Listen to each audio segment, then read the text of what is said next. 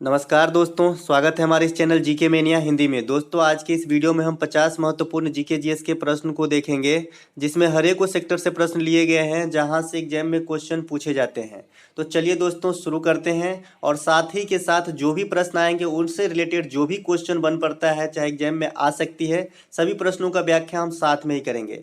तो चलिए दोस्तों शुरू करते हैं। और दोस्तों, अगर आपको वीडियो अच्छा लगे तो लाइक कर लीजिएगा। साथ ही साथ अगर चैनल पे पहली बार विजिट कर रहे हैं तो चैनल को सब्सक्राइब करके बेल बटन जरूर दबा लीजिएगा। दोस्तों, आपको बता दें कि हमारा ये चैनल हैक कर लिया गया था पिछले 1.5 सालों से, और फिर से हमारे हाथ में आ गया है। अब हम लगातार इस पे बने रहने की कोशिश करेंगे। चलिए दोस्तों देखते हैं पहला प्रश्न। पहला प्रश्न है दोस्तों, आधुनिक आवर्त सारणी के संदर्भ में निम्न में से कौन सा कथन सही नहीं है। दोस्तों, पहला ऑप्शन है खोजकर्ता मौसले थे। ये तो सही है, खोजकर्ता मौसले थे आधुनिक आवर्त सारणी का। इसमें 18 समूह होते हैं, 18 समूह होते हैं, ये भी सही है। इसमें 7 आवर्त है, 7 आवर्त होते हैं, ये भी सही है। खोजकर्ता मेंडलीव थे, ये नहीं जमा। खोजकर्ता मेंडलीव नहीं थे, खोजकर्ता तो मौसले थे। तो यहाँ पे राइट आंसर क्या हो जाएगा? ऑप्शन नंबर डी, खोजकर्ता मेंडलीव थे। चूंकि जो गलत है वही पहचानना है। आपको बता दें, मेंडलीव जो है ओल्ड आवर्त सारणी के खोजकर्ता थे। अब हम आपको ओल्ड आवर्त सारणी और न्यू वाले में विशेष फर्क दिखाते हैं कि बेसिक फर्क क्या है।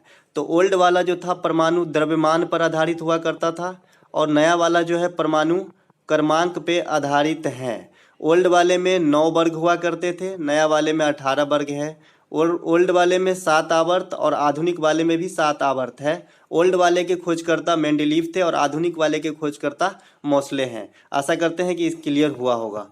अगला प्रश्न देखते हैं दोस्तों, भारतीय संविधान का कौन सा अनुच्छेद निर्वाचन आयोग से संबंधित है। तो भारतीय संविधान का कौन सा अनुच्छेद निर्वाचन आयोग से संबंधित है? ऑप्शन है अनुच्छेद 356। अनुच्छेद 356 जो है ये राष्ट्रपति के शासन से संबंधित है। राष्ट्रपति के शासन से संबंधित है। जब किसी राज्य में गड़बड़ा जाता है मामला और उस राज्य का जो है संवैधानिक अनुसार नहीं चल पाता है सरकार, तो राष्ट्रपति शासन डिक्लेयर कर दिया जाता है। तो ये है आर्टिकल 356। 324 इस क्वेश्चन का राइट आंसर है। ये है निर्वाचन आयोग से संबंधित आर्टिकल 324। और अनुच्छेद 315 की बात करें तो ये अखिल भारतीय सेवा से संबंधित है। अखिल भारतीय सेवा से संबंधित है, अखिल सेवा से।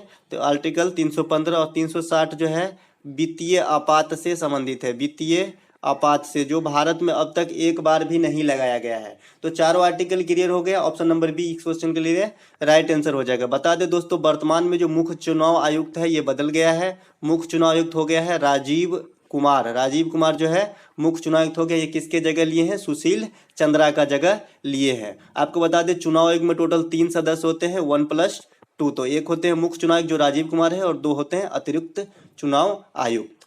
अगला प्रश्न देखते हैं दोस्तों, न्यूक्लियर त्रिज्या को अभिव्यक्त करने के लिए सबसे उपयुक्त यूनिट क्या है। तो न्यूक्लियर जो रेडियस होते हैं उसको अभिव्यक्त करने के लिए सबसे उपयुक्त यूनिट है, ऑप्शन है फर्मी, एंगस्ट्रॉम, माइक्रोन, पिकोमीटर। तो दोस्तों इसमें सबसे उपयुक्त जो है एंगस्ट्रॉम है। बता दें, 1 फर्मी बराबर 10 के पावर -15 मीटर, इसे फेम्टो भी कहा जाता है। 1 मैक्रोन बराबर 10 के पावर -6 मीटर होता है। वहीं 1 पिको बराबर 10 के पावर -12 मीटर होता है। अगला प्रश्न देखते हैं दोस्तों, निम्नलिखित में से कौन सी नदी हिमालय के पार से निकलती है। अब बता दें दोस्तों, हिमालय तंत्र से कौन सी नदी नहीं है। इस क्वेश्चन पूछा जा रहा है कि हिमालय के पार से यानी हिमालय से निकलने वाली जो नदी नहीं है वो आपको बताना है। ऑप्शन है सिंधु, सरस्वती, गंगा, यमुना।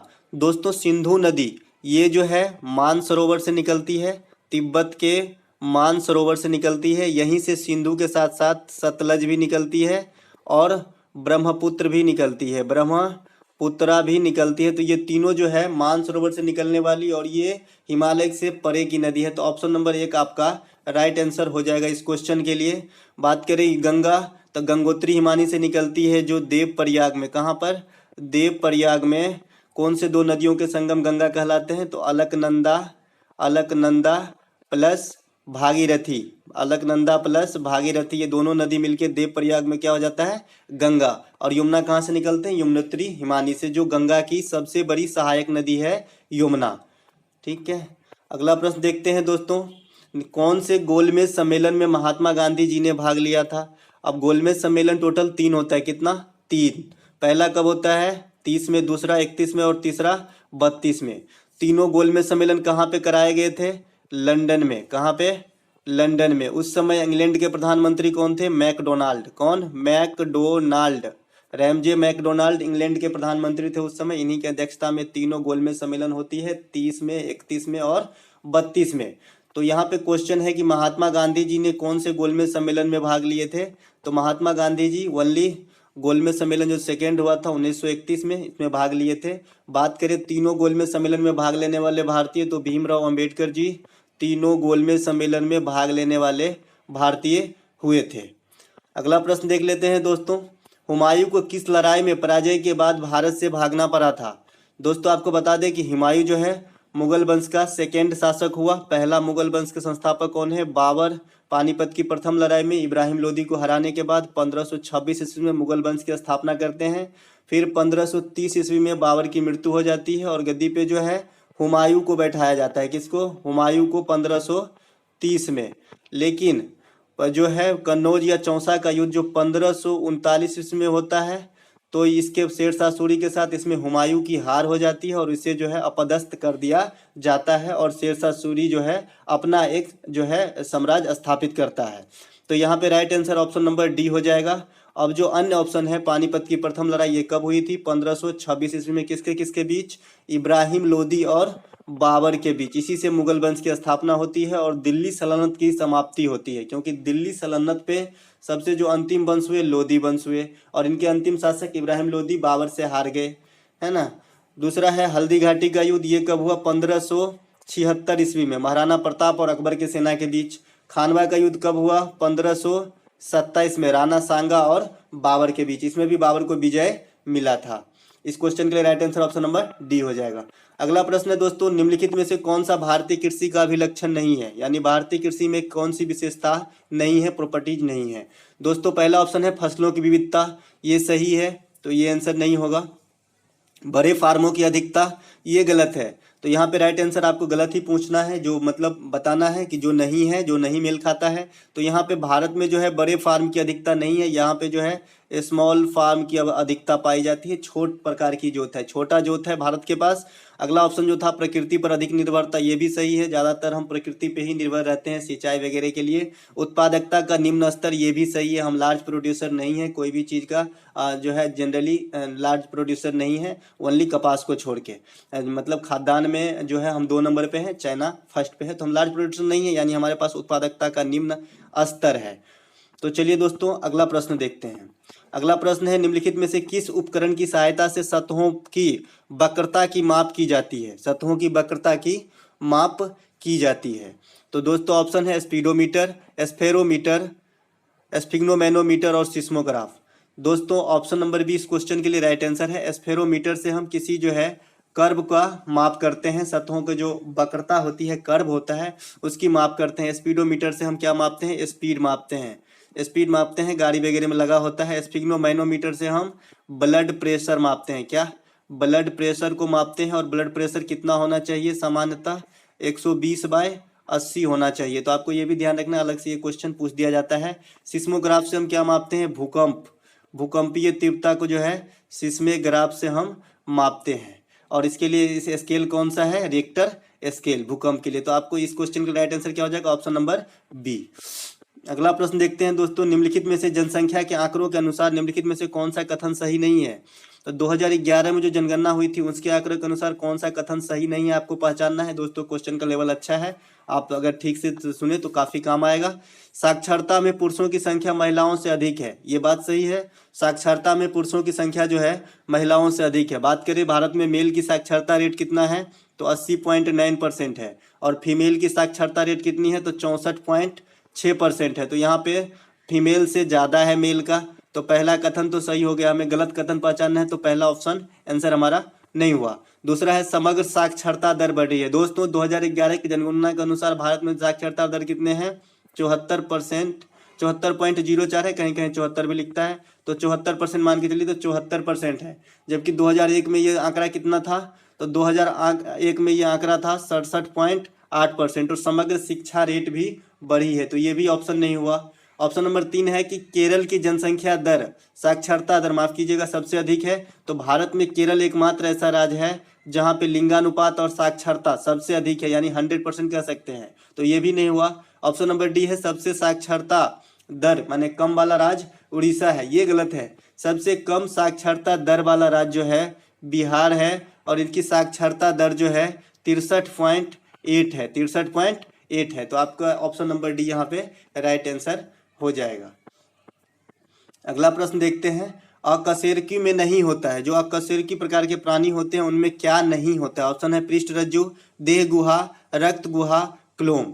दोस्तों बता दें अकशेरुकी में जो है पृष्ठरज्जु यानी मेरुदंड नहीं पाया जाता है, मेरुदंड नहीं पाया जाता है। तो आपका ऑप्शन नंबर ए यहाँ पे राइट आंसर हो जाएगा। अगला प्रश्न देख लेते हैं। अगला प्रश्न है, सूक्ष्म जीवों द्वारा कार्बनिक यौगिकों से एल्कोहल के उत्पादन को कहते हैं।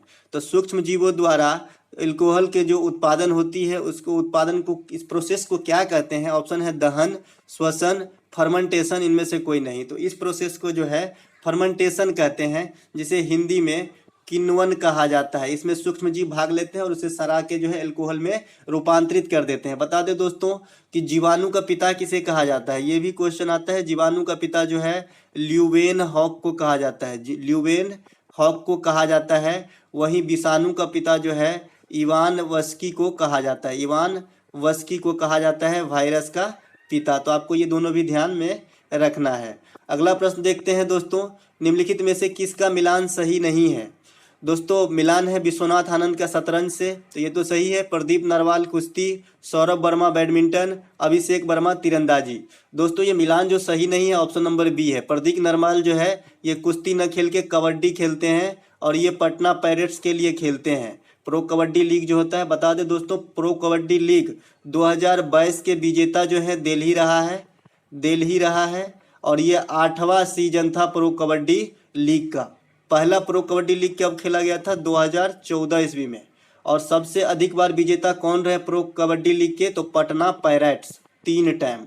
तो आपको आईपीएल के तहत इसको भी मार्क करके चलना है एग्जाम के लिए, क्योंकि आईपीएल से जिस प्रकार से क्वेश्चन पूछा जाता है इस प्रकार कबड्डी में भी ये आईपीएल की तरह का है, तो यहाँ से भी क्वेश्चन पूछे जा सकते हैं। और इस क्वेश्चन के लिए option number B right answer हो जाएगा कि प्रदीप नरवाल जो है कुश्ती न खेल के कबड्डी खेलते हैं। बाद बाकी विश्वनाथ आनंद शतरंज है, प्रथम ग्रैंड मास्टर है। सौरभ वर्मा बैडमिंटन से संबंधित है और अभिषेक वर्मा जो है तीरंदाजी से संबंधित है। अगला प्रश्न देखते हैं दोस्तों, उपन्यास ए सूटेबल गर्ल के लेखक कौन है? दोस्तों उपन्यास है ए सूटेबल गर्ल के लेखक कौन है? ऑप्शन है झुम्पा लाहिड़ी, तस्लीमा नसरीन, विक्रम सेठ, मलाला यूसुफजय। दोस्तों बता दें ए सूटेबल गर्ल और ए सूटेबल बॉय दोनों के लेखक जो है विक्रम सेठ ही हैं। ए सूटेबल बॉय भी है एक किस प्रकार का किताब इनका, ए सूटेबल बॉय और ए सूटेबल गर्ल, ये दोनों ही लेखक हैं विक्रम सेठ। अब बात करें झुम्पा लाहिड़ी का, तो इनका फेमस बुक है द नेम सेक जो है इनका फेमस बुक है झुम्पा लाहिड़ी का। तस्लीमा नसरीन का बात करें तो सबसे फेमस बुक जो है इनका लज्जा है। अगला प्रश्न देखते हैं दोस्तों, प्रत्येक वर्ष 21 जून को विश्व योगा दिवस के रूप में मनाते हैं, सर्वप्रथम कब मनाया? बता दें दोस्तों विश्व योगा दिवस जो है 21 जून को मनाया जाता है और सबसे पहले ये सन 2015 में मनाया गया था, सन 2015 में मनाया गया था। लेटेस्ट जो योगा दिवस मनाया गया तो 2021 के लिए थीम क्या था? Yoga for wellness, yoga for wellness था इनका थीम। और जो 2022 में 21 जून को मनाया जाएगा, 2022 में 21 जून को जो मनाया जाएगा इसका थीम रखा गया है yoga for humanity, yoga for humanity रखा गया है। तो आपको ये भी ध्यान रखना है, इनका थीम पूछ दिया जाता है। बता दें योग दर्शन के संस्थापक कौन थे? तो पतंजलि। योग दर्शन के संस्थापक कौन थे भारत में? तो पतंजलि। तो आपको यहाँ से इतना क्वेश्चन याद रखना है। अगला प्रश्न देखते हैं दोस्तों, डीएनए में पाए जाने वाली शर्करा है। दोस्तों डीएनए का फुल फॉर्म क्या होता है? Diauxie ribonucleic acid, diauxie ribonucleic acid, जहां आरएनए का होता है सिर्फ रिबोन्यूक्लिक एसिड। तो इसका फुल फॉर्म की बात हो गई। बात करें डीएनए की डबल हेलिक्स मॉडल का खोज किसने किया था? तो वाटसन एवं क्रिक संयुक्त रूप से इनका नाम आता है डबल हेलिक्स मॉडल डीएनए के मॉडल खोजकर्ता के रूप में। बात करें इनका जो है संश्लेषण कौन किया था? तो हरगोविंद खुराना। इन्हीं के कारण जो है इन्हें नोबेल पुरस्कार दिया गया था और ये भारतीय मूल के हैं। ठीक है, चिकित्सा में जो है नोबेल पुरस्कार एकमात्र भारतीयों को मिला है, ये हरगोविंद खुराना ही है। ये डीएनए के ही संश्लेषण करने के लिए दिया गया था। अब डीएनए में क्या पाया जाता है? इस क्वेश्चन का आंसर है ऑप्शन पेंटोस है, जेलूसोस है, हेक्सोस है और हेप्सुलोस। तो दोस्तों इस क्वेश्चन का राइट आंसर हो जाएगा पेंटोस। डीएनए में क्या पाया जाता है? पेंटोस। डीएनए फिंगरप्रिंट किस चीज के लिए काम आता है? किसी जीव का जो है ओरिजिन पता करने के लिए। जैसे किसी बच्चे कोई बच्चा खो जाता है, उनके माता पिता का पता करने के लिए भी डीएनए टेस्ट किया जाता है। अगला प्रश्न देख लेते हैं दोस्तों। अगला प्रश्न है, विश्व व्यापार संगठन ने निम्न में से किसका स्थान ग्रहण किया है? विश्व व्यापार संगठन कहने का मतलब WTO, वर्ल्ड ट्रेड ऑर्गेनाइजेशन जो है, ये किसका स्थान ग्रहण किया है? वो WTO की स्थापना 1995 के अंतर्गत होती है। मुख्यालय जो है जेनेवा में है। तो इनके बारे में हो गया। अब इस क्वेश्चन में ऑप्शन है यूनिसेफ, गैट, फेरा, यूनेस्को। तो दोस्तों ये जो है गैट का स्थान लिया है WTO। WTO की स्थापना कब होती है? 1995 में। मुख्यालय कहाँ है? जेनेवा, स्विट्जरलैंड के अंदर। तो ये किसका स्थान ग्रहण किया है? गैट का। इससे पहले गैट होता था, जिसका फुल फॉर्म होता है general agreement tariff and trade, और इसकी स्थापना कब होती है? 1948 के अंदर। और इसका भी मुख्यालय कहाँ था? जेनेवा में ही था। जेनेवा स्विट्जरलैंड में ही था। बात करें यूनिसेफ, यूनिसेफ की मुख्यालय कहाँ है? तो न्यूयॉर्क में है। यूनिसेफ की मुख्यालय न्यूयॉर्क में है और इसकी स्थापना होती है 11 दिसंबर। इसकी स्थापना कब होती है यूनिसेफ की? 11 दिसंबर 1946 को। 1946 को। इसीलिए प्रत्येक वर्ष 11 दिसंबर को जो है यूनिसेफ दिवस मनाया जाता है। और ये किस चीज से, किससे रिलेटेड है? तो चाइल्ड से, चाइल्ड के संबंधित काम करता है, बच्चे से रिलेटेड कार्य करता है। स्थापना कब होती है? 11 दिसंबर 1946। मुख्यालय कहाँ है? न्यूयॉर्क में। यूनिसेफ की मुख्यालय कहाँ है? न्यूयॉर्क, अमेरिका के अंदर है। तो आप यूनिसेफ क्लियर हो गया। गैट का फुल फॉर्म पता चल गया, general agreement tariff and trade पूछ दिया जाता है। इसकी स्थापना 1948 के अंतर्गत होती है। मुख्यालय जेनेवा में है। इसी का स्थान लिया है WTO, इसका भी मुख्यालय जेनेवा में है। और यह स्थान कब लिया? 1995 में लिया है। फेरा, बात करें फेरा का फुल फॉर्म पूछा जाता है तो फॉरेन एक्सचेंज रेगुलेटिंग एक्ट होता है, जो 1973 में लाया गया था। बाद में इसे 1999 में रिप्लेस कर दिया गया। किससे? फेमा से। तो आपको ये भी ध्यान रखना है फेमा से। फेमा का फुल फॉर्म क्या होता है? फॉरेन एक्सचेंज मैनेजमेंट एक्ट हो गया। जो पहले रेगुलेटिंग एक्ट हुआ करता था, R रिप्लेस हो गया M से, तो इनका हो गया है मैनेजमेंट एक्ट। अब बच गया एक यूनेस्को। यूनेस्को का मुख्यालय कहाँ है दोस्तों? तो ये है पेरिस में स्थित है। कहाँ स्थित है? पेरिस में स्थित है। और इसकी स्थापना कब होती है? जिस वर्ष संयुक्त राष्ट्र संघ की स्थापना होती है, सेम 1945 में। और वर्तमान में जो सबसे लेटेस्ट भारतीय साइट जो यूनेस्को में नॉमिनेट किया गया है, ये है आपका धौलावीरा, जो हड़प्पा स्थल का साइट है। और एक जो है मंदिर किया गया है, रुद्रेश्वर मंदिर। रुद्रेश्वर मंदिर है, ये कहाँ का है? तो ये आपका तेलंगाना का है। तो इन दोनों को जो है हाल में ही नॉमिनेट किया गया है यूनेस्को के धरोहर लिस्ट में, जो भारतीय साइट है। तो सबका यहाँ पे क्लियर हो गया होगा। चलिए आगे देखते हैं। यहाँ पे सबकी व्याख्या भी लिखा गया है, आप देख सकते हैं। फिर से एक बार दोहरा देता हूँ, क्लियर हो जाएगा। यूनिसेफ की स्थापना 11 दिसंबर 1946 में हुआ है। गैट 1 जनवरी 1948। फेरा 1973 में लागू किया गया था। बाद में इसका स्थान फेमा ने ले लिया। कब? 1999, मैंने बताया था अभी। यूनेस्को की स्थापना 16 नवंबर 1945, मुख्यालय पेरिस में है। धौलावीरा और रुद्रेश्वर मंदिर जो है वर्तमान में सबसे लेटेस्ट भारतीय साइट है, जिसे यूनेस्को के लिस्ट में जोड़ा गया। अगला प्रश्न देखते हैं दोस्तों। अंग्रेजी को शिक्षा का माध्यम बनाने का मैकेले का विचार किस गवर्नर जनरल ने स्वीकार किया था? दोस्तों मैकेले की रपट जो है भारत में अंग्रेजी शिक्षा का मैग्ना कार्टा कहा जाता है। तो ऑप्शन है Canning, Ripon, Lytton, Lord William Bentinck. इसका राइट आंसर हो जाएगा option number D, Lord William Bentinck. दोस्तों भारत में जो लॉर्ड कैनिंग है, इसके कार्यकाल में सबसे प्रमुख घटना 1857 की विद्रोह होती है। और ये भारत में प्रथम वायसराय है। प्रथम वायसराय है लॉर्ड कैनिंग। दोस्तों वायसराय प्रथम लॉर्ड कैनिंग हो जाएगा। और प्रथम गवर्नर जनरल अगर समग्र भारत की बात करेगा तो लॉर्ड विलियम बेंटिक हो जाएगा। गवर्नर जनरल जो है पूरे इंडिया का, तो लॉर्ड विलियम बेंटिक। खाली गवर्नर जनरल प्रथम कहेंगे तो वैरेन हैंगस्टस है। वैरेन हैंगस्टस जो है ये प्रथम गवर्नर जनरल था, लेकिन ये बंगाल का, पूरे इंडिया का नहीं था। ठीक, उसके बाद में खाली गवर्नर कहेगा तो रॉबर्ट क्लाइव। प्रथम गवर्नर कौन थे? Robert Clive. इसी के काल में प्लासी का युद्ध और बक्सर का युद्ध लड़ा गया था। तो प्लासी का युद्ध 1757 में और बक्सर का युद्ध जो है 1764 में लड़ा गया था। तो आपको ये भी ध्यान रखना है, यहाँ से भी क्वेश्चन पूछ दिया जाता है। तो इस क्वेश्चन के लिए राइट आंसर क्या हो जाएगा? Lord William Bentinck. Lord Ripon के काल में सबसे बड़ी घटना क्या है? लगातार जनसंख्या जो जनगणना हो रहा है 1881 से, तो इन्हीं के काल से स्टार्ट हुआ था। लॉर्ड कैनिंग के काल में 1857 का विद्रोह हुआ। इसके काल में मैकेले की रपट 1854 में लगाई गई, जो अंग्रेजी शिक्षा का आधार बना। अगला प्रश्न देखते हैं दोस्तों, कंप्यूटर में एपीआई पूर्ण रूप क्या है? कंप्यूटर में एपीआई का पूर्ण रूप क्या है? ऑप्शन है application program interface, application program interaction, applied program interaction, application process interface. दोस्तों इस क्वेश्चन के लिए राइट आंसर हो जाएगा एप्लीकेशन प्रोग्राम इंटरफेस। बता दें दोस्तों, आपको कंप्यूटर का पिता कहा जाता है चार्ल्स बेबेज को। किसको कहा जाता है? चार्ल्स बेबेज को, है ना, चार्ल्स बेबेज को। आधुनिक कंप्यूटर के जो जनक हैं चार्ल्स बेबेज है। सुपर कंप्यूटर के जनक किसे कहा जाता है? सैमुअल क्रे को। सैमुअल क्रे को जो है सुपर कंप्यूटर का जनक कहा जाता है। भारत में सुपर कंप्यूटर का जनक किसे कहा जाता है? विजय भटकर को जो है भारत में सुपर कंप्यूटर का जनक कहा जाता है।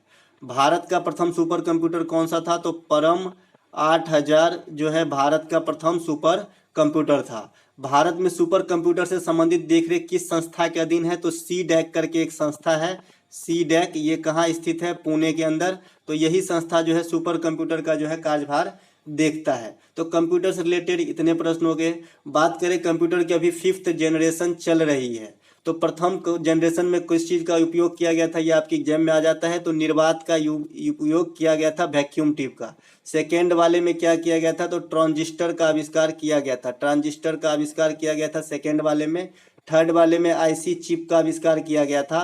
फोर्थ वाले में मैक्रो प्रोसेसर का आविष्कार उपयोग किया गया था। और फिफ्थ वाले में जो है आर्टिफिशियल इंटेलिजेंस का जो है उपयोग किया गया है। बता दें दोस्तों आपको कि आईसी चिप का जो है खोजकर्ता ये भी पूछ दिया जाता है। तो ये है आपका जैक किल्बी। जैक किल्बी जो है आईसी चिप का जो है आविष्कारक है, जो किस चीज़ से बनी होती है? सिलिकॉन से बनी होती है। किस चीज़ से बनी होती है? सिलिकॉन से बनी होती है आईसी चिप। तो कंप्यूटर से संबंधित में इतने प्रश्न जो है आपको ध्यान रखना है। अगला प्रश्न देखते हैं दोस्तों, भारत में प्रथम जैव मंडल रिजर्व की स्थापना कहाँ की गई थी?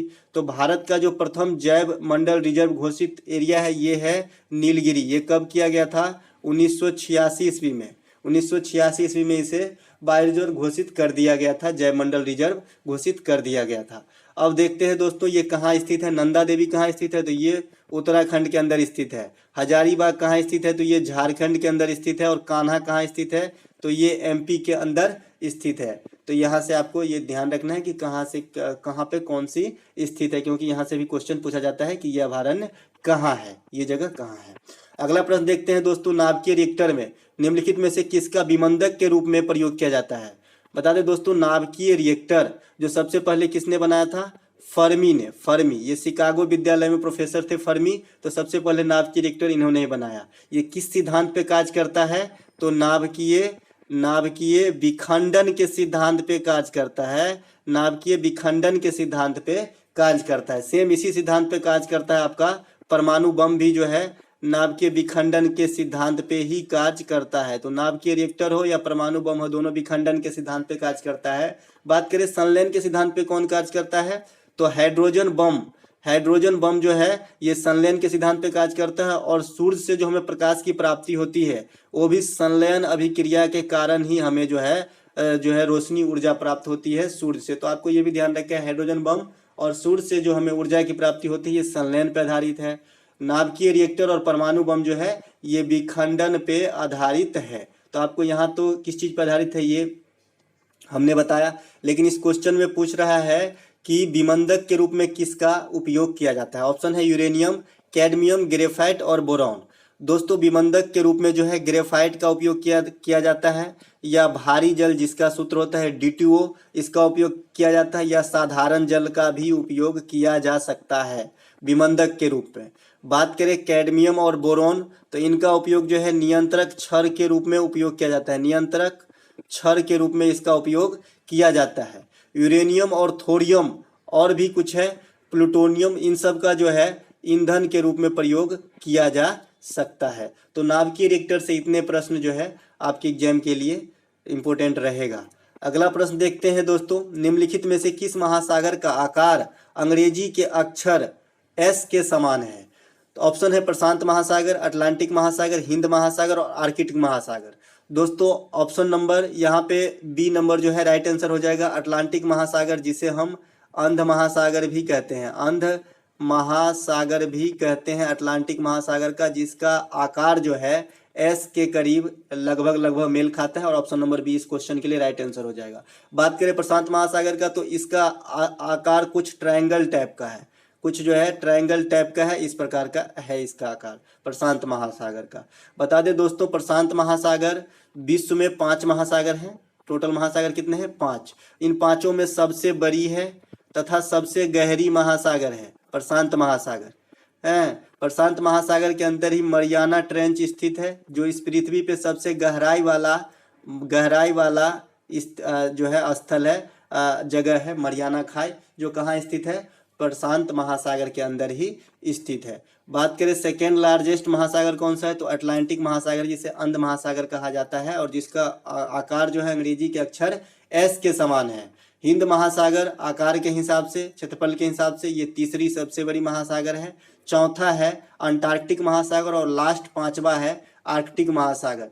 तो ये पांचों महासागर का क्रम हो गया उनके विस्तार के अनुसार। अगला प्रश्न देख लेते हैं, निम्नलिखित में से कौन सा एक सबसे बड़ा अंतःस्रावी ग्रंथि है? दोस्तों आपको बता दें अंतःस्रावी ग्रंथि और बहिःस्रावी ग्रंथि से क्वेश्चन एग्जाम में पूछ लिया जाता है। तो अगर मानव शरीर की सबसे बड़ी सिर्फ ग्रंथि की बात करें, सबसे बड़ी ग्रंथि की बात करें, सबसे बड़ी ग्रंथि की बात करें तो लीवर हो जाएगा। सबसे बड़ी ग्रंथि खाली पूछेगा तब लीवर होगा, तो यहाँ पे लीवर हो जाता। लेकिन यहाँ पे पूछ रहा है सबसे बड़ा अंतःस्रावी ग्रंथि, तो यहाँ पे सबसे बड़ा अंतःस्रावी ग्रंथि अवटु ग्रंथि जो है ये मानव शरीर की सबसे बड़ी अंतःस्रावी ग्रंथि है। अवटु ग्रंथि में विकार कब उत्पन्न होती है? जब शरीर में आयोडीन की मात्रा कम हो जाती है तो अंतःस्रावी ग्रंथि जो अवटु ग्रंथि है ये गड़बड़ा जाता है। साथ ही साथ बता दें आयोडीन की कमी से कौन सी रोग होता है तो घेघा रोग जो है, घेघा बोलिए गलगंड, ये जो है आयोडीन की कमी से होती है और साथ में अवटु ग्रंथि में विकार उत्पन्न हुआ होता है तब होती है।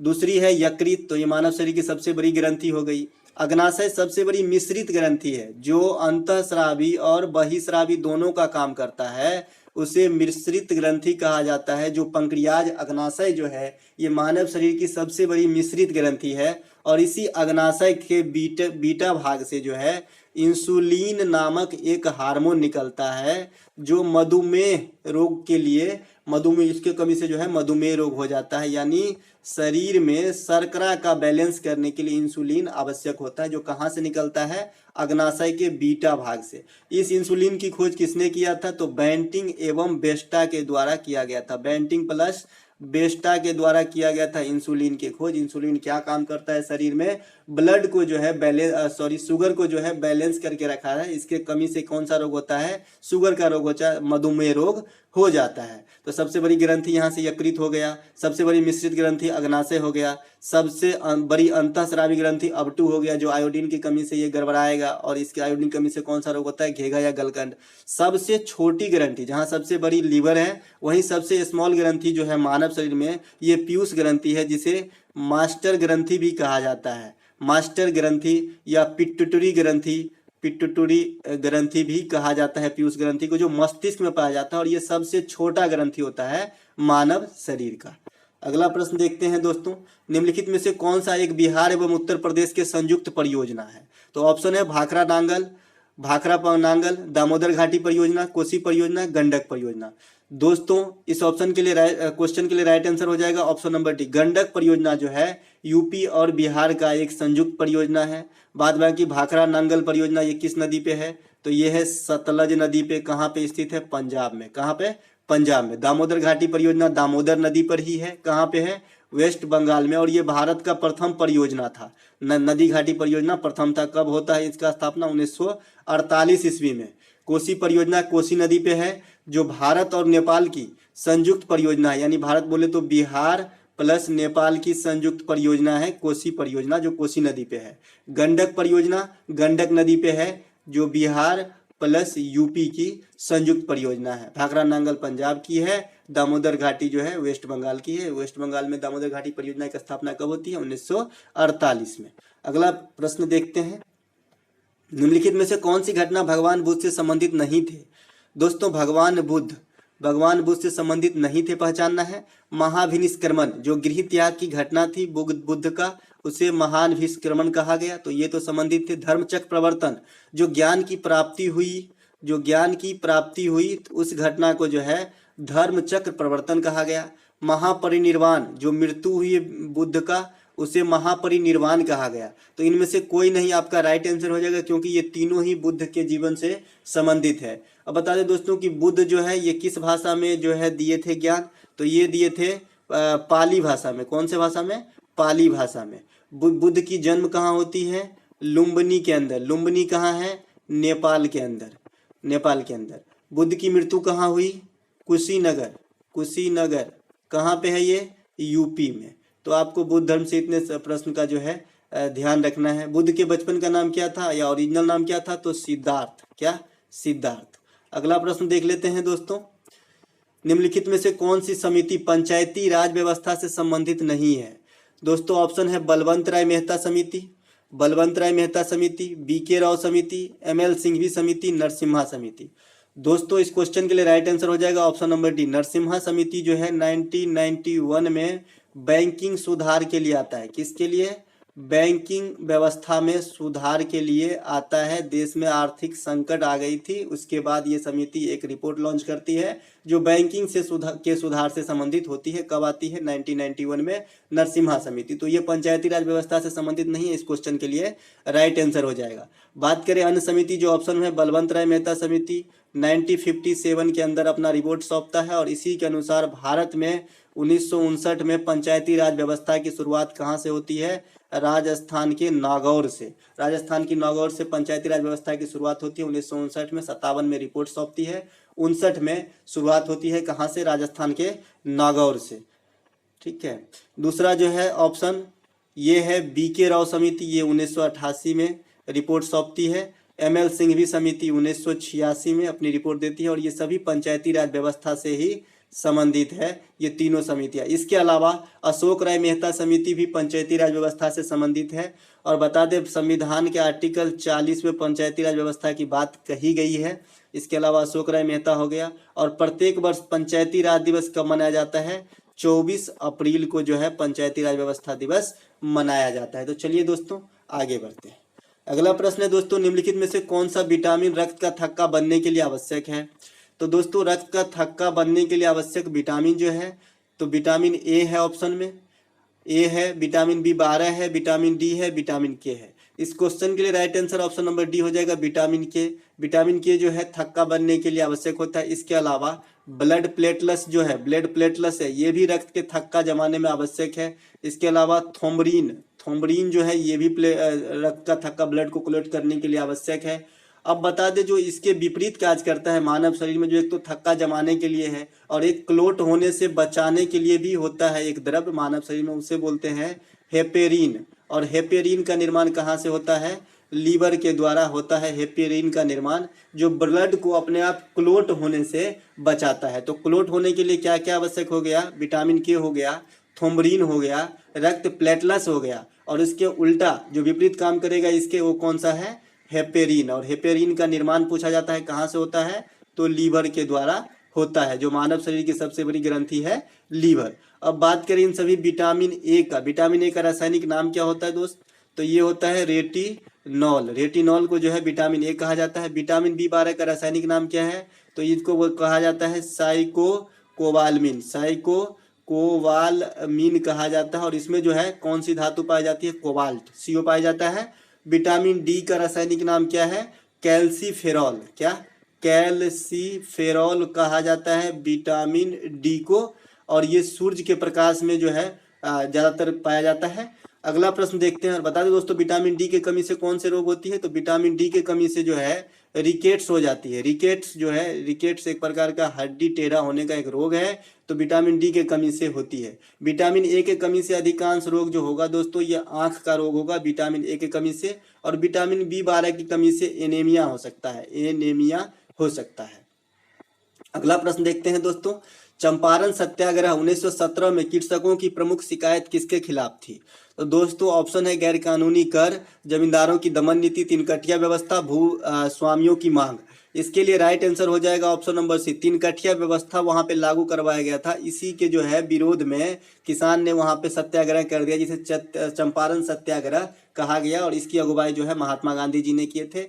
और जो है तिनकठिया कहने का मतलब है कि 1/3 भाग में नील की खेती अनिवार्य कर दिया गया था ईस्ट इंडिया कंपनी के द्वारा। तो इसी के विरोध करने के परिणाम स्वरूप जो है चंपारण सत्याग्रह हुआ। और ये महात्मा गांधी के द्वारा भारत में भाग लिए सक्रिय रूप से ये प्रथम सत्याग्रह था, क्योंकि महात्मा गांधी जी जो है 1893 ईस्वी में साउथ अफ्रीका चले गए, 1915 में लौटे और 1917 में ये प्रथम सत्याग्रह उनका हुआ। और ये किनके कहने पे चंपारण आए थे? तो राजकुमार शुक्ल ने उनसे जो है आमंत्रण दिए थे चंपारण आने के लिए, इस विषय में बात करने के लिए। तो आपको ये भी ध्यान रखना है। अगला प्रश्न देख लेते हैं दोस्तों। प्राकृतिक रबर वास्तविक रूप से बहुत ही मुलायम होते हैं, उसे कठोर बनाने के लिए उसमें क्या मिलाया जाता है? दोस्तों प्राकृतिक रबर जो है मुलायम होता है, जिसे हम मुलायम फॉर्म में लेटेक्स कहा जाता है। रबर को, दूध को हम लेटेक्स बोलते हैं। तो इसमें जो है सल्फर मिलाया जाता है इसे कड़ा होने के लिए, तब हम इसे टायर, ट्यूब, अलग अलग जो है सामान में उपयोग में लाते हैं सल्फर मिलाने के बाद। और इस प्रक्रिया को रबर का बलनीकीकरण कहा जाता है। बलनीकीकरण कहा जाता है सल्फर मिलाने की प्रक्रिया को। सल्फर या गंधक कहीं कहीं लिखा होता है, गंधक भी इसे ही बोलते हैं। और इस प्रक्रिया का खोज जो है गुडईयर नामक वैज्ञानिक ने किया था। तो आपको ये भी ध्यान रखना है। अगला प्रश्न देखते हैं दोस्तों। सहरिया तथा अगरिया जनजाति मुख्य रूप से किस प्रदेश में पाया जाता है? तो सहरिया तथा अगरिया ये जनजाति समुदाय हैं, तो ये पाए जाते हैं मध्य प्रदेश में, एमपी के अंदर जो है सहरिया तथा अगरिया जनजाति पाया जाता है। दोस्तों सहरिया का कुछ पार्ट जो है राजस्थान में भी पाया जाएगा, लेकिन यहाँ पे अगरिया देके जो है इस क्वेश्चन को बाउंड कर दिया है और मध्य प्रदेश आंसर हो गया है। बता दें दोस्तों, भारत में सबसे अधिक जनजातीय समुदाय जो निवास करते हैं ये भी एमपी के अंदर ही निवास करते हैं। अगला प्रश्न देखते हैं दोस्तों। इनमें से कौन कैबिनेट मिशन का सदस्य नहीं था? अब 31 प्रश्न है, यहाँ से आप कम से कम 8-9 प्रश्न सीखेंगे कि इस कैबिनेट मिशन का सदस्य नहीं था। तो दोस्तों यहाँ पे बता दें, ऑप्शन है Lord Pethick Lawrence, Stafford Cripps, AB Alexander, Lord Attlee. इस क्वेश्चन के लिए राइट आंसर हो जाएगा लॉर्ड एटली। ये तो भारत में स्वतंत्रता के समय इंग्लैंड के प्रधानमंत्री थे। इंग्लैंड के प्रधानमंत्री थे कौन? लॉर्ड एटली। इंग्लैंड के प्रधानमंत्री कौन थे? लॉर्ड एटली थे स्वतंत्रता के समय। तो ये ऑप्शन नंबर डी इस क्वेश्चन के लिए राइट आंसर हो जाएगा, क्योंकि ये जो है कैबिनेट मिशन का सदस्य नहीं था। बता दें कैबिनेट मिशन में टोटल 3 सदस्य थे, जो तीनों इनका नाम दिया गया है। लॉर्ड फैथिक लॉरेंस थे, स्टोफर्ड क्रिप्स थे, एबीजे अलेक्जेंडर थे। दोस्तों ये कब भारत आया था? तो ये आया था 24 मार्च 1946 को। 24 मार्च 1946 को आया था। इसका मुख्य मोटो क्या था? तो संविधान सभा का गठन करना। क्या? संविधान सभा का गठन करना। संविधान सभा का गठन करना इसका मुख्य उद्देश्य था। उसके बाद ये अपना रिपोर्ट जो है यानी संविधान सभा की रचना कब करता है? तो 6 दिसंबर 1946 को करता। आया कब था? 24 मार्च 1946। रचना कब करता है संविधान सभा का? 6 दिसंबर 1946। इसी के बाद 9 दिसंबर 1946 को जो है प्रथम बैठक होता है, और इस बैठक में अस्थायी तौर पर अध्यक्षता कौन करता है? सच्चिदानंद सिन्हा जी के द्वारा जो है अस्थायी अध्यक्षता किया जाता है। उसी के 2 दिन के बाद 11 दिसंबर 1946 को जो है 11 दिसंबर 1946 के अस्थायी अध्यक्ष के रूप में चुना जाता है राजेंद्र प्रसाद को जो है अस्थायी अध्यक्ष के रूप में चुना जाता है। और उसी के 2 दिन के बाद 13 दिसंबर 1946 को नेहरू जी के द्वारा उद्देश्य प्रस्ताव पास किया जाता है। उद्देश्य प्रस्ताव जो है पास किया जाता है। तो ये सब सारे क्वेश्चन जो है बार बार एग्जाम में रिपीट होते रहते हैं, तो आप ध्यान रखिए। खास करके अस्थाई, अस्थाई और उद्देश्य प्रस्ताव, कैबिनेट मिशन कब आया, कैबिनेट मिशन के सदस्य, इसके उद्देश्य, ये सब बड़े इंपॉर्टेंट प्रकार के क्वेश्चन है। अगला प्रश्न देखते हैं दोस्तों। निम्नलिखित सागरों महासागरों में से कौन पनामा नहर द्वारा जुड़े हुए हैं? दोस्तों बता दें पनामा नहर का निर्माण कब होता है? 1914 ईस्वी में ये बनके तैयार होता है। तो इसका जो है वास्तुकार कौन था, यानी जो आर्किटेक्चर थे वो कौन थे? तो लेसेप्स थे, फ्रैंकलिन डी लेसेप्स। तो ये जो है दोनों स्वेज नहर और पनामा नहर दोनों के वास्तुकार सेम है, लेसेप्स। इनका निर्माण कब होता है? 1914 में। तो यहाँ पे जो क्वेश्चन है कि किसको द्वारा जुड़े हुए हैं पनामा नहर, किसको किसको जोड़ता है? ऑप्शन है लाल सागर तथा भूमध्य सागर। तो लाल सागर तथा भूमध्य सागर से जोड़ने वाली जो नहर है इसका नाम है स्वेज नहर। स्वेज नहर की टोटल लंबाई कितनी होती है? 164 किलोमीटर। बन के कब तैयार होती है? 1869 ईस्वी में। और राष्ट्रीयकरण कब होती है? 1956 ईस्वी में। तो इतना चीज आपको स्वेज नहर से याद रखना है। लाल सागर और भूमध्य सागर को जोड़ने वाली नहर कौन से है? सुएज नहर। लंबाई कितनी है? 164 किलोमीटर। बन के कब तैयार होती है? 1869 में। राष्ट्रीयकरण कब होती है? 1956 के अंदर। और इसका अधिकांश भाग कहाँ है? मिस्र में। मिस्र के जो है नासिर ही इनका राष्ट्रीयकरण करवाया था 1956 में। अब अगला जो ऑप्शन है, हिंद महासागर तथा प्रशांत महासागर, लाल सागर तथा अंध महासागर, अंध महासागर तथा प्रशांत महासागर। तो इस क्वेश्चन के लिए जो राइट आंसर हो जाएगा दोस्त कि पनामा नहर किसको जोड़ते हैं? तो ये अंध महासागर से प्रशांत महासागर यानी अटलांटिक महासागर से प्रशांत महासागर को जोड़ते हैं। और ये कब बना था? 1914 में। अगला प्रश्न देख लेते हैं। हाँ, यहाँ पे कुछ एक्स्ट्रा फैक्ट डिस्कशन करने के लिए लिया गया है कि प्रशांत महासागर सबसे बड़ी है, 2 नंबर पर अटलांटिक महासागर है, 3 नंबर पे हिंद महासागर, 4 नंबर पे अंटार्कटिक महासागर और 5 नंबर पे है आर्कटिक महासागर जो सबसे छोटा है।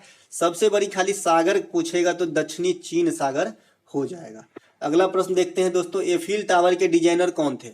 एफिल टावर जो प्रसिद्ध है और कहाँ स्थित है? तो पेरिस के अंदर है, पेरिस फ्रांस के अंदर है एफिल टावर। तो इनके डिजाइनर कौन थे? ऑप्शन है Gustave Eiffel, George Stanley, Henry Mill, de Lesseps. दोस्तों इस क्वेश्चन के लिए राइट आंसर हो जाएगा गुस्ताव एफिल जो है एफिल टावर के डिजाइनर थे। और ये कहाँ स्थित है? पेरिस में स्थित है, फ्रांस में स्थित है। कोन्याक नृत्य निम्नलिखित में से किस राज्य से संबंधित है? दोस्तों कोन्याक नृत्य जो है ये कोन्याक जनजाति भी होता है, कोन्याक जनजाति भी हो जाता है, इन्हीं का नृत्य है कोन्याक नृत्य। तो ये संबंधित है ऑप्शन नंबर डी नागालैंड से, नागालैंड से संबंधित है कोन्याक नृत्य। नागालैंड से एक और फेस्टिवल संबंधित है जिसे हॉर्नबिल कहा जाता है। हॉर्नबिल एक पक्षी का नाम होता है, इन्हीं के नाम पे नागालैंड में एक फेस्टिवल मनाया जाता है। और इस फेस्टिवल को नागालैंड में त्योहारों का त्योहार कहा जाता है, त्योहारों का त्योहार कहा जाता है नागालैंड के अंदर हॉर्नबिल फेस्टिवल को। ठीक है, अगला प्रश्न देखते हैं, मधुमक्खी के डंक मारने से किस अम्ल का प्रसार होता है? मधुमक्खी के डंक मारने से किस अम्ल का प्रसार होता है? ऑप्शन है मेथोनोइक अम्ल, सल्फ्यूरिक अम्ल, एसिटिक अम्ल, लैक्टिक अम्ल। दोस्तों सबसे पहले इस सब अम्ल का जो है सूत्र भी आपसे एग्जाम में पूछ लिया जाता है इस प्रकार के अम्ल का। तो मेथोनोइक अम्ल का सूत्र होता है HCOOH। वहीं पे सल्फ्यूरिक अम्ल का होता है H2SO4। अगला है एसिटिक अम्ल CH3COOH। और लास्ट में है लैक्टिक अम्ल, लैक्टिक अम्ल का होता है C3H6O3।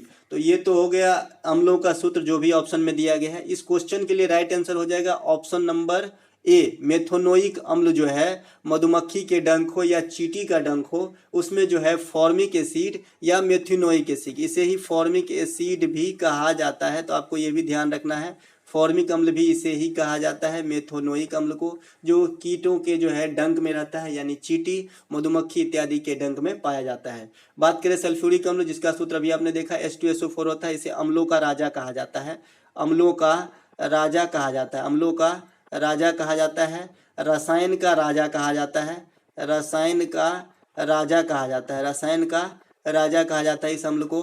कार के बैटरी में इसी अम्ल का प्रयोग करते हैं हम, जो सेकेंडरी सेल में होता है तो सेल में हम सल्फ्यूरिक अम्ल का ही प्रयोग करते हैं। इसके बाद सल्फ्यूरिक अम्ल से और क्या क्वेश्चन आ सकता है, इसे आयल ऑफ विट्रियोल कहते हैं, oil of vitriol, oil of vitriol कहते हैं सल्फ्यूरिक अम्ल को।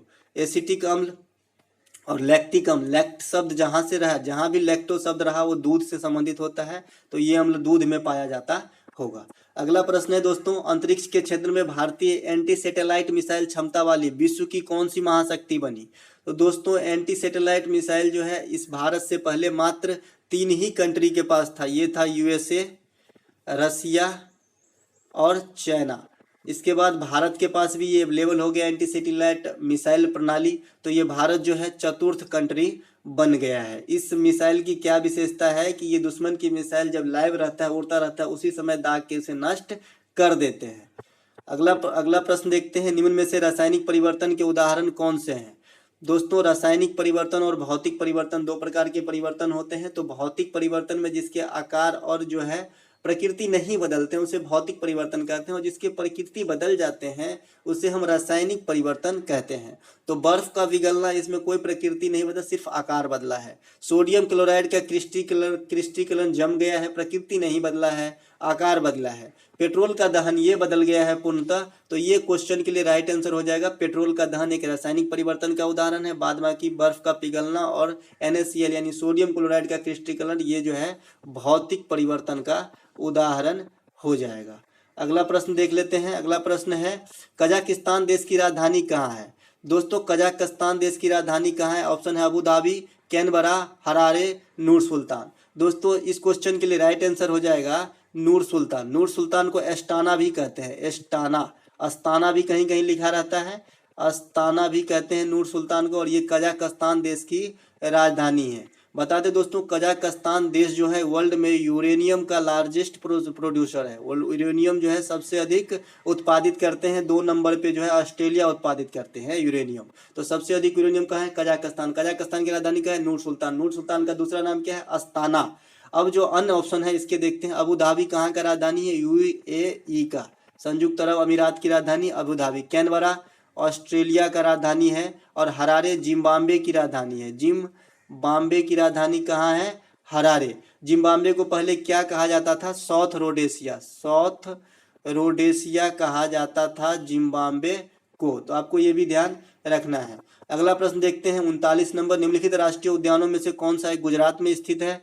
दोस्तों, ऑप्शन है बंसदा, सतपुरा, बेतला, दूधवा। दोस्तों, इस क्वेश्चन के लिए राइट आंसर हो जाएगा बंसदा। बंसदा राष्ट्रीय उद्यान जो है ये गुजरात में स्थित है। बाद बाकी सतपुरा की बात करें तो ये MP में स्थित है, और ये टाइगर रिजर्व घोषित किया जा चुका है। इस पे भी हम एक वीडियो लाने वाले हैं कि टाइगर रिजर्व नेशनल पार्क पे। बेतला राष्ट्रीय उद्यान ये झारखंड में स्थित है, ये भी टाइगर रिजर्व है। उसके बाद दुधवा राष्ट्रीय उद्यान UP में है, ये भी टाइगर रिजर्व घोषित किया जा चुका है। तो इस क्वेश्चन के लिए राइट आंसर ऑप्शन नंबर ये हो गया, बंसदा राष्ट्रीय उद्यान, बंसदा नेशनल पार्क जो है गुजरात में है। बाद बाकी ये अलग अलग जगह है जो मैंने नॉमिनेट कर दिया है। अगला प्रश्न देखते हैं दोस्तों, निम्नलिखित में से कौन सा गलत सुमेलित है? ऑप्शन नंबर क्वेश्चन 40 है ये। एथलेटिक्स ट्रैक से है, बेसबॉल कोर्ट से है, गोल्फ कोर्स से है, रेसलिंग रिंग से है। इस क्वेश्चन के लिए राइट आंसर हो जाएगा ऑप्शन नंबर D। रेसलिंग जो है, रिंग में जो है मुक्केबाजी किया जाता है, न कि रेसलिंग। रिंग में क्या किया जाता है? मुक्केबाजी, जिसके प्रमुख खिलाड़ी हमारे भारतीय मैरी कॉम है। तो ये जो है अभी एक जो आया है, तो ये जो है मुक्केबाजी किया जाता है रिंग के अंदर, न कि रेसलिंग। तो ऑप्शन नंबर D यहाँ पे राइट आंसर हो जाएगा। एथलीट ट्रैक पे एथलीट दौड़ते हैं, सही है। बेसबॉल कोर्ट के अंदर खेला जाता है और गोल्फ कोर्स के अंदर खेला जाता है। तो ऑप्शन नंबर D इस क्वेश्चन का राइट आंसर है। बात करें बेसबॉल, बेसबॉल अमेरिका का जो है USA का जो है राष्ट्रीय खेल है बेसबॉल। तो आपको ये भी ध्यान रखना है। अगला प्रश्न देख लेते हैं दोस्तों, वे कौन से 2 राजवंश हैं जिन्होंने खिलजी के ठीक पहले और ठीक बाद शासन किया? दोस्तों, दिल्ली सल्तनत पे टोटल कितने वंश ने शासन किए? 5। और इसकी कब से कब तक काल रहता है? 1206 ईस्वी से 1526 ईस्वी तक। और 1526 के बाद मुगल वंश की स्थापना हो जाती है, यानी 1526 में ही हो जाती है, पानीपत के प्रथम लड़ाई के परिणाम स्वरूप, जिसमें इब्राहिम लोदी की हार होती है और बाबर की जीत होती है। तो 5 वंश किया कार्यकाल रहा। ये ड्यूरेशन क्या रहा? 1206 से 1526। अब यहाँ पे जो क्वेश्चन पूछा गया है कि खिलजी के ठीक पहले और ठीक बाद, तो सबसे पहले आया था हमारा गुलाम वंश। इसके संस्थापक कौन है? कुतुबुद्दीन ऐबक। गुलाम वंश का संस्थापन कौन है? ऐबक। इसके बाद आया गुलाम खिलजी। खिलजी का जो आया, खिलजी का संस्थापक कौन है? जलालुद्दीन खिलजी।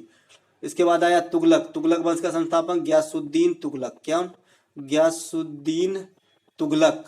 तो तुगलक वंश के संस्थापक गयासुद्दीन तुगलक। तो गुलाम, खिलजी, तुगलक। तो खिलजी से पहले हो गया गुलाम, और तुगलक के बाद में आ गया सैयद। तो गुलाम और सैयद, ऑप्शन नंबर B यहाँ पे राइट आंसर हो जाएगा। सैयद वंश के संस्थापक खिजर थे और लोदी वंश के संस्थापक बहलोल लोदी थे। तो आपको ये सभी वंश के संस्थापक याद रखने होंगे। पहला गुलाम वंश कुतुबुद्दीन ऐबक, दूसरा खिलजी वंश जलालुद्दीन खिलजी, तुगलक वंश गयासुद्दीन तुगलक, सैयद वंश खिजर खां, लोदी वंश बहलोल लोदी। उसके बाद समाप्त हो जाती है दिल्ली सल्तनत और स्थापना हो जाता है मुगल वंश का भारत में। अगला प्रश्न देख लेते हैं, निम्नलिखित में से कौन सी फसल संयोजन भारत में मिश्रित फसलों में नहीं ली गई है? यानी एक साथ किन 2 फसलों को नहीं कराया जाता है भारत में? संयोजन नहीं है, मेल नहीं है। गेहूं और सरसों एक साथ हो जाते हैं, सही है। गेहूं और चना हो जाते हैं। चावल और मूंगफली, मूंगफली और सूरजमुखी। तो चावल और मूंगफली जो है एक साथ नहीं कराए जाते हैं। बात करें गेहूं और सरसों, ये रबी फसल के उदाहरण है। कौन से फसल है? रबी फसल के। गेहूं और चना ये भी रबी फसल के उदाहरण है। चावल और मूंगफली खरीफ फसल के उदाहरण है। तो आपको ये भी ध्यान रखना होगा। अगला प्रश्न देखते हैं दोस्तों, क्वेश्चन नंबर 43, भारत की संसद द्वारा दल बदल विरोधी कानून किस वर्ष में पारित किया गया था? बहुत ही अच्छा क्वेश्चन है, दल विरोधी कानून, ये यहाँ से एग्जाम में आता रहता है क्वेश्चन। ऑप्शन है 1989, 1985, 1986, 1988। इस क्वेश्चन के लिए राइट आंसर हो जाएगा 1985। और ये कब किया गया था? 52वां संविधान संशोधन द्वारा दल बदल कानून को 1985 में, और इसे भाग 10 में रखा गया है संविधान के अंदर। तो आपको ये भी ध्यान रखना है। अगला प्रश्न देख लेते हैं दोस्तों, रेलवे की पटरी में रेलों की जोरों के बीच थोड़ी सी जगह छोड़ी जाती है, किस कारण से? दोस्तों ये काफ़ी कॉमन क्वेश्चन है कि रेल के पटरी के बीच में जो है जगह क्यों छोड़ी जाती है? ताकि गर्मी के मौसम में जब लोहा प्रसारित होंगे, फैलेंगे, तो अगर बीच में जगह नहीं होगा तो वक्र हो जाएगा। इस वक्रता से बचाने के लिए ही जो है बीच में थोड़ा सा गैप छोड़ा जाता है। तो यहाँ पे ऑप्शन नंबर ए जो है सही आंसर रहेगा इस क्वेश्चन के लिए। बात करें रेल की पटरी किस चीज़ से बनी होती है, तो इस्पात से बनी होती है। भारतीय रेल का विश्व में कैमा स्थान है? तो चौथा स्थान है, 4th स्थान है विश्व में भारतीय रेल का। अब बता दें दोस्तों, भारतीय रेल में कितने प्रकार की गेज चलते हैं अभी? तो 3 प्रकार के। यहाँ से सब क्वेश्चन आते हैं, मीटर गेज, नैरो गेज और ब्रॉड गेज। तो ब्रॉड गेज सबसे लंबी होती है, 1.67 मीटर का होता है। मीटर गेज 1 मीटर का होता है और नैरो गेज 0.67 मीटर का होता है। तो आपको ये भी ध्यान रखना है।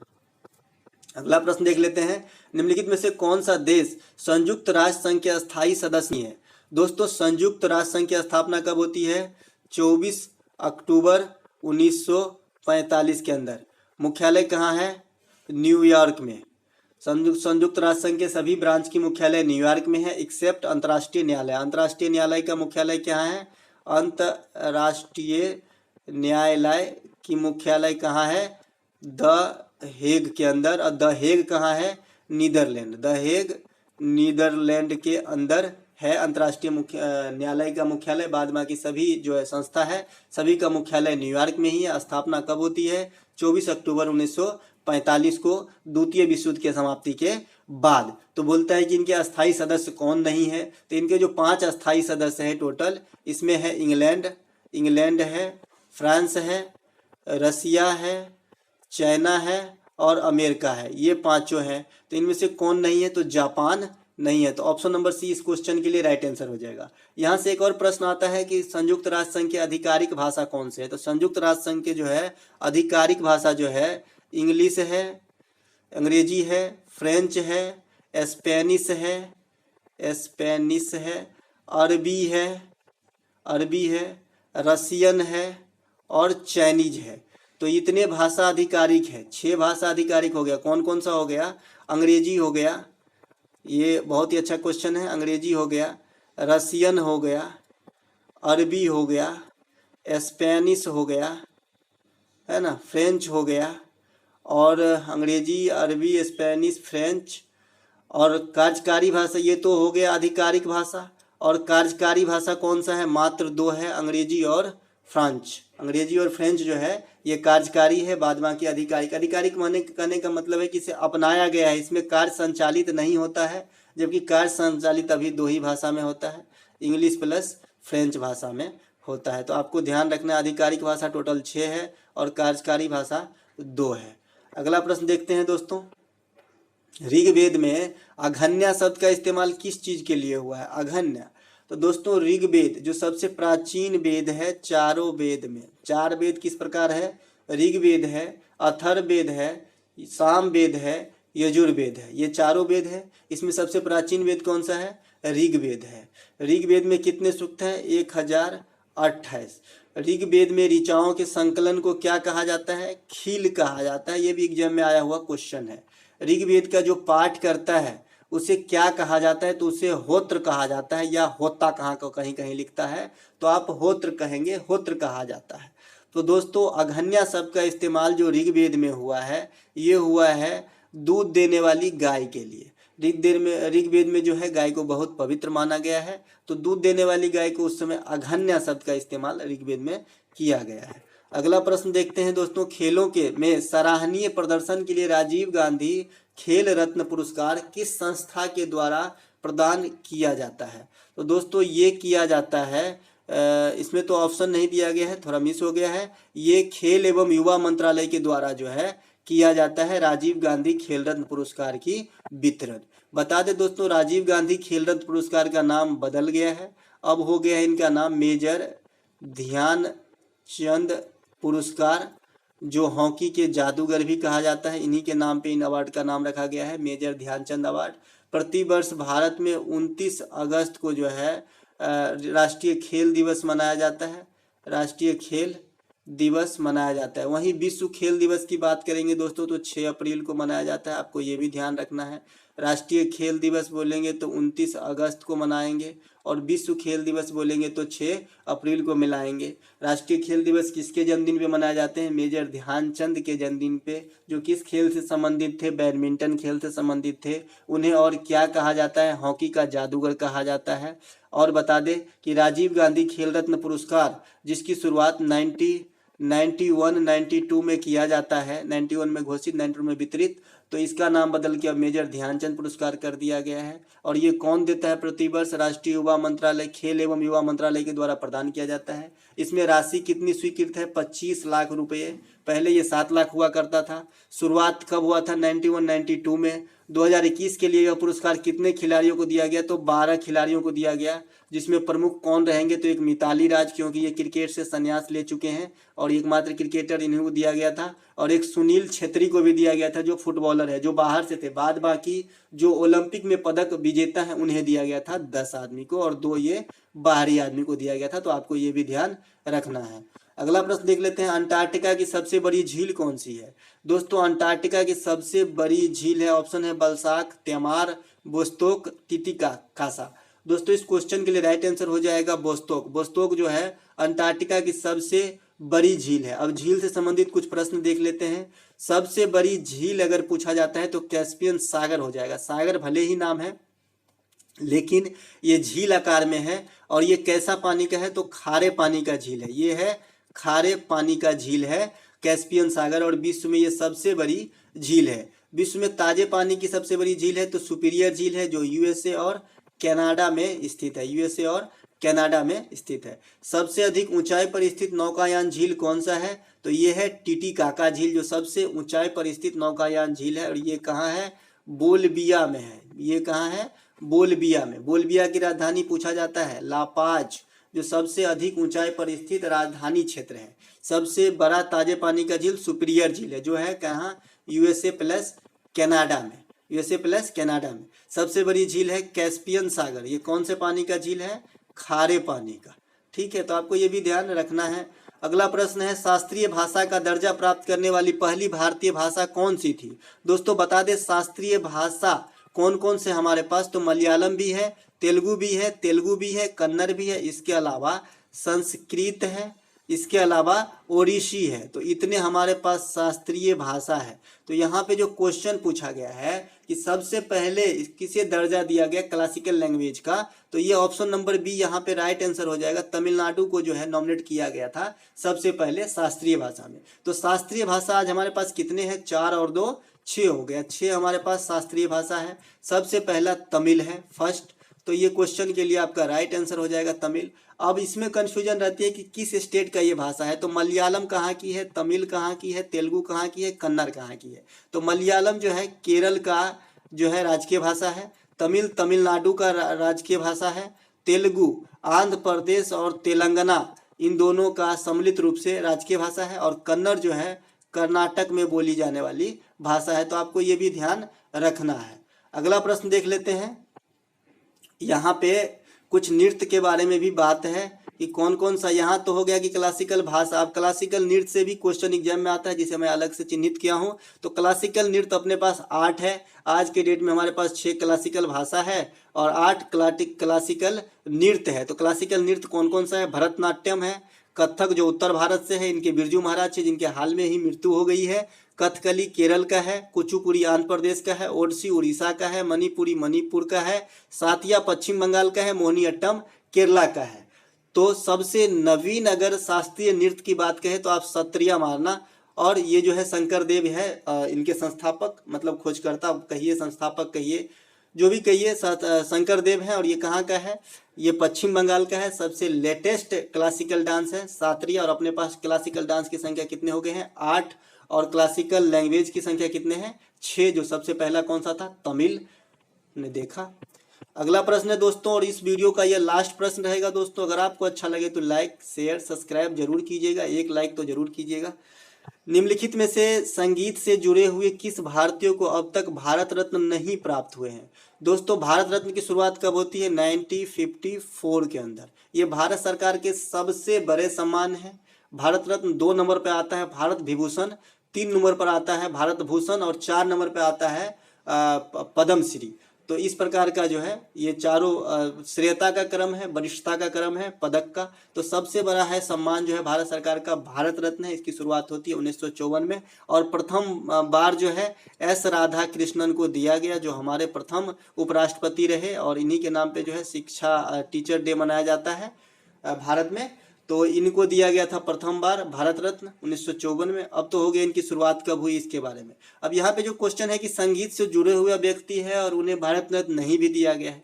तो लता मंगेशकर, बता दें दोस्तों, लता मंगेशकर को भारत रत्न जो है 2001 ईस्वी में दिया गया था बिस्मिल्लाह खां के साथ में। बिस्मिल्लाह खां जो शहनाई से संबंधित है, ये फेमस शहनाई वादक है। तो इनको भी 2001 में ही दिया गया था। तो इन दोनों को सम्मिलित रूप से लता मंगेशकर और बिस्मिल्लाह खां को 2001 में भारत रत्न दिया जा चुका है। अगला है एम सुब्बालक्ष्मी। तो ये सबसे पहले संगीत के क्षेत्र में भारत रत्न पाने वाली लेडी थी जो शास्त्रीय संगीत से संबंधित है। और इनको भारत रत्न कब दिया जाता है? 1998 में दिया जाता है। उसके बाद उदित नारायण है, इनको भारत रत्न नहीं दिया गया। और इस क्वेश्चन के लिए राइट आंसर हो जाएगा पंडित भीमसेन जोशी को भी भारत रत्न दिया जा चुका है 2008 ईस्वी में। अब यहाँ से क्वेश्चन आता है दोस्तों कि पंडित भीमसेन जोशी किस घराने से संबंधित है? तो आपका आंसर होगा ये किराना घराना से संबंधित है। और शास्त्रीय नृत्य शास्त्रीय संगीत से संबंधित है पंडित भीमसेन जोशी। तो इस क्वेश्चन का राइट आंसर क्या हो गया? उदित नारायण को भारत रत्न नहीं मिला है। बाद में लता मंगेशकर 2001, सुब्बालक्ष्मी 1998, पंडित भीमसेन जोशी 2008। और संगीत के क्षेत्र में जो भारत रत्न विजेता है ये है पंडित रविशंकर, इनको मिला है 1999 में। और ये सितार से संबंधित थे। पंडित रविशंकर जी जो है ये सितार से संबंधित हैं, इनको 1999 में दिया जा चुका है। उसके बाद अभी लेटेस्ट जो 2019 में भारत रत्न दिया गया, इनमें भी एक संगीतज्ञ शामिल थे, भूपेन हजारिका। भूपेन हजारिका जिनके नाम पे ब्रिज भी रखा गया है, भूपेन हजारिका ब्रिज, जो भारत का सबसे बड़ा ब्रिज है नदी पे स्थित, जिसे ढोला सादिया ब्रिज भी कहते हैं। तो इनको भी दिया गया था 2019 में। तो संगीत के क्षेत्र में कितने आदमी हो गए? लता मंगेशकर, सुब्बालक्ष्मी, पंडित भीमसेन जोशी, हजारिका जी, भूपेन हजारिका, बिस्मिल्लाह खां और बिस्मिल्लाह खां। तो टोटल जो है 2, 3, 6 आदमी जो है संगीत के क्षेत्र में अब तक भारत रत्न प्राप्त कर चुके हैं। तो चलिए दोस्तों, इस वीडियो में इतना ही। आशा करते हैं कि आपको अच्छा लगा होगा।